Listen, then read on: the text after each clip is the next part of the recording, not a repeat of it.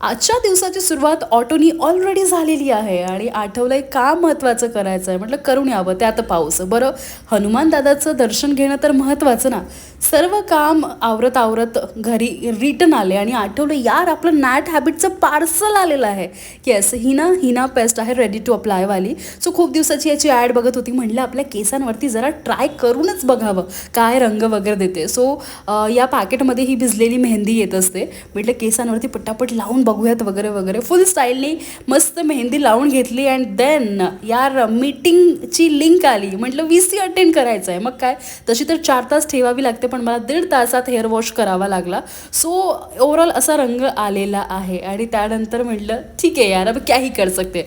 बरं, सर्व कामं आवरल्यानंतर काही व्हिडिओ शूट करायचे होते. पटापट व्हिडिओ सर्व शूट करून घेतले आणि त्यानंतर मी ना शॅम्पू न लावता हेअर वॉश केलेला आहे हा. सो म्हटलं जरा केसांना आपण फ्लॉन्ट वगैरे करावं कारण खूप छान दिसत होते. हे सर्व करत असताना रात्र झाली आणि त्यानंतर मी सातडलेला भात, आमच्या विदर्भात याला म्हणतात, पटापट बनवला आणि बस इथे दिवस संपला.